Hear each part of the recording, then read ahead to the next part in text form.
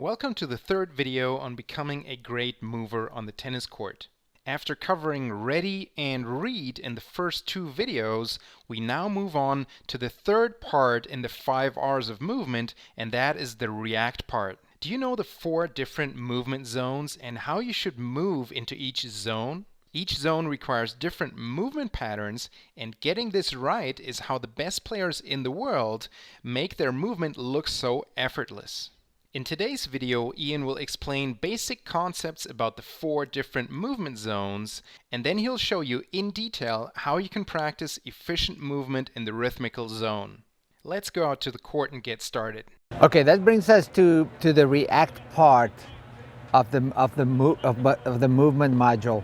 So when you start to react to the ball, you need to, of course, know where you're reacting to. That's why understanding or anticipating where the ball is going to bounce is so critical. That's the first thing. That's what you saw me do in the previous video.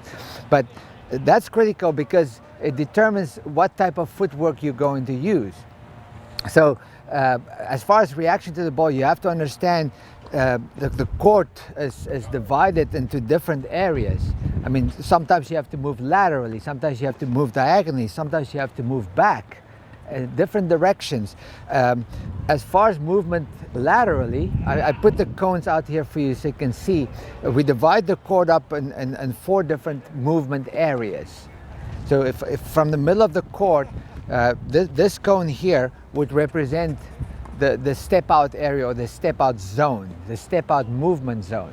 Okay, now against good players, you don't really get too many balls in your step out zone. Good players will try to get you into the other areas. They're not going to keep the ball or hit the ball down the middle of the court, but it happens. It happens. So you need to understand that if a ball is in your step out zone, it's a simple step out to get behind the ball.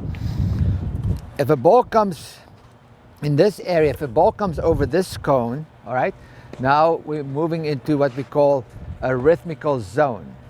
Okay, so the rhythm zone is critical because you don't really want to cross your feet over to that area. You want to keep your feet apart. So it's very important that you understand. That's why I showed you all these drills about how to respect your base. If you don't need to move your feet together or cross them over, you want to try to avoid that at all costs. You want to try to keep your feet apart and try to respect your base.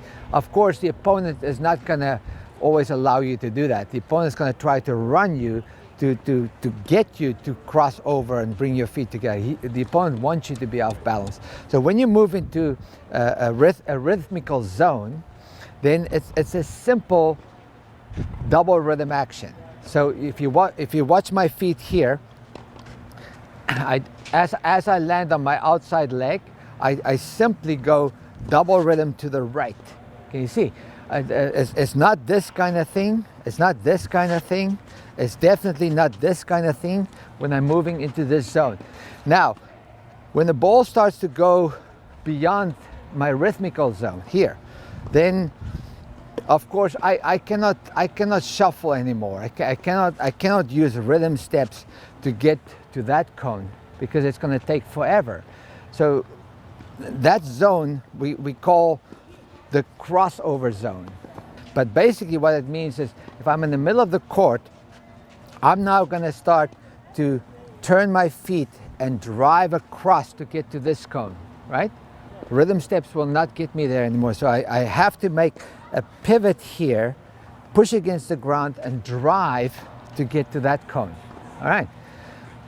Now, if I have to go beyond that, then of course, now it becomes a sprint, right? So that's why we call that the running zone. And the most effective way to run somewhere, of course, is to do a drop step. Okay, so if you watch me carefully, I'm going to start in a fairly wide base. I'm going to split step in a wide base. This foot is going to drop under my body. You see? So I pull this foot under my body to give myself almost like creating a starting block here, right? On the ball of my foot. So I can start to sprint to the ball that's far away. Okay, so that was a little introduction to the 4 different movement zones on the court. Now we can't go into detail on all the 4 movement zones in this video, but we want to give you a better idea about efficient movement in the rhythmical zone. This zone is very important because we hit a lot of balls in this zone, and Ian will share some of his favorite drills with you. Okay, let's look at the rhythmical zone next. So you remember the step out zone was here, the rhythmical zone was the next one. Rhythmical zone in different directions. I think no matter what level you played, especially as recreational players, you want to definitely learn rhythm steps. Rhythm steps are key to good movement and comfort zone. Why? Because the rhythm steps will give you a fixed center of gravity. Remember, I talked about the importance of establishing and maintaining your base, and the only way to really do that in a comfort zone is by using rhythm steps. And rhythm steps, not the type of rhythm step that will bring your feet together, but the kind of rhythm step that we spoke about before, the one that's going to maintain that base, the shorter steps that will establish and maintain that balanced base between your feet. So if I have to move to the right, notice how I move my feet out to this ball. I move in rhythm steps, and I get my foot on the inside of the ball, but you don't really see this kind of thing, and you don't see this kind of thing. I simply push my leg out, and this foot just follows. And notice it doesn't follow the toe, like I hear a lot of coaches teaching you that the toe to the heel. No, this one actually follows in front, so I can get more into a semi-open or later even a neutral stance. If I need to move back, the same thing. I land on my left foot like we decided, and I shuffle back in choppy steps, rhythm steps this way. If I need to move to this ball, I move in rhythm steps this way. If I need to move forward, I land and I move in rhythm steps this way. If I need to go to the backhand, I land on my left foot and I move in choppy steps this way. And you notice how the balance it gives me. Because I'm using small rhythm steps, my feet are staying under my body. We see this so much. Trust me, not just recreational tennis. I have advanced players that don't quite understand balance, that will go here to this type of shot and lunge into the ball, and the feet separate like this far before they hit the ball. Okay, let's do a drills that I do in the rhythmical zone.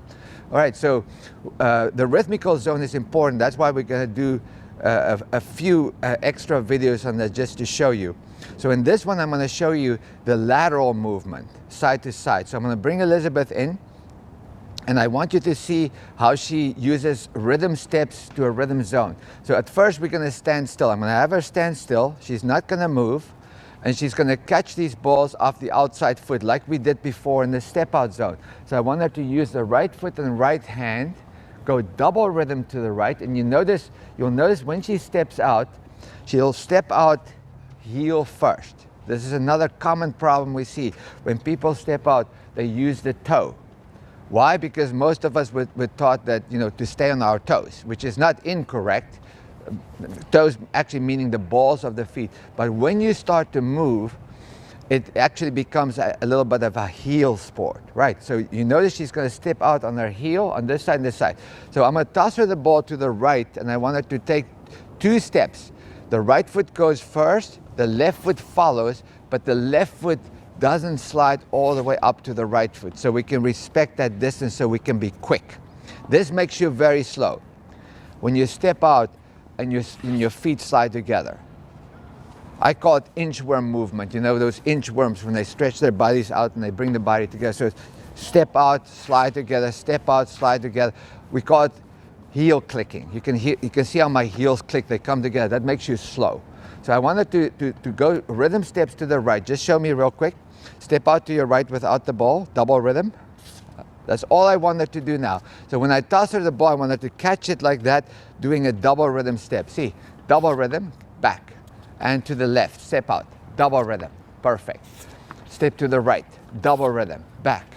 Step to the left, double rhythm, back. And you notice she's standing still at first. She's doing it stationary first. I don't want her in the beginning to get all bouncy. I want to make sure the form is correct first, and then we can go to the rest of it. Now I want her to stand still again. I want her to do rhythm steps, but this time I'm going to ask her to step down. So getting behind the ball with the outside leg, but then stepping down with the front leg. All right, again from a stationary position. Watch. And rhythm down. Okay, quicker steps. Rhythm down. Quicker steps. Pa pa pa pa. Very good. And pa pa pa pa. Okay, and when you do it well, you'll find that in order to get balance before you catch, you have to speed your feet up. Another common problem players have is to slow the feet down and actually to move at the speed of the ball. So if I toss the ball at 1 mile per hour, you want to actually move at 2 miles per hour. When you play the game, somebody hits the ball at 10 miles per hour, you attempt to move at 20. You try to go at double the pace of the ball, right? It's not always possible, but that's what you're trying to do. You're always trying to beat the ball to the bounce. That means you have to use fast feet, right? So I'm going to ask her to do the same thing again, but this time I want her rhythm to change. I want her to rhythm to be like this. You hear it? It's fast feet, so it looks like this from the front. Pa pa pa pa. So I stay close to the ground, but you can hear on my feet that squeaking noise. That squeaking noise is because I use fast feet and I'm not sliding my feet together. So listen to the pros' feet when you watch a pro tournament, how many times they squeak the feet, and that's the reason. All right, now do it for me again, but do it with slightly faster feet this time. Ready? And fast feet. Very good. Back. And fast feet. Very good. And 2 more. Fast feet. Very, very good. And fast feet. Beautiful. All right, now we're gonna do the same thing again, and I'm gonna do it. I'm going to use the machine again. And again, you don't need the machine. You can use your hands. If you want to practice it, just let somebody stand in front of you and make it unpredictable. So don't point and right, left, right, left. Have them watch you, and when you point to this side, they react to that side. Make it a bit unpredictable so that they don't know exactly where you're pointing. The machine is unpredictable. The lights don't necessarily go right and left. So you have to be alert. All right. So watch, she's going to stand there. This time, we're going to start to add the ready position. Okay, so we're going to start to add ready, read, react. Okay, so she's going to start bouncing. She's going to start bouncing in place. Now just do one without the machine. Just bounce in place. Now when the light comes on, she's going to try to elevate a little bit, right? So when the player on that side makes contact, you start to elevate like we discussed before, and then you react to the side where the light shows. All right, so do it again. Ready steps, watch my hand, read, react, pa pa pa pa, faster feet. Watch my hand again, ready steps, read, react. Excellent. So just like that, so now instead of me doing that, she's gonna do it on the machine, watch. So remember, we're in the reacting phase, and we're reacting into a rhythmical zone. So we go ready, read, react. Watch.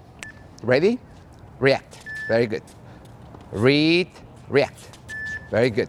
Read, react. Very good. Read, react. Very good. Very good. Very good. Up.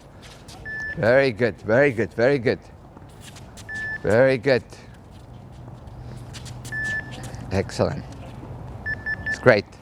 Okay, and again, you know, be very patient when you do this, because I mean she's an accomplished tennis player. So when you look at her, this is not what you're going to look like when you first start this, especially if you're not used to moving your feet like this. But you have to understand this part where the fact that you do ready steps and that you elevate yourself a little bit. So like we discussed before, that's what's going to get you going. Most recreational players, the reason they don't move well is not necessarily because they're slow, it's because they don't know how to move, right? They get on their heels like this. They start to stand on their heels like this, waiting for the ball like this. Whether they're at the net or on the baseline, the weight falls into the heels. And then the ball comes in and they're dead on their feet. You can't react. We actually see this quite a bit, where people actually step back, like this look. They stand like this, we feed them a ball, and they step this way to go that way. So obviously if you move like that, you're already a step and a half behind a good player who reacts like this. every shot she makes, she's going to be a half a step or a step in front of you. So by the third shot, you know, you're way behind the tempo in the rally.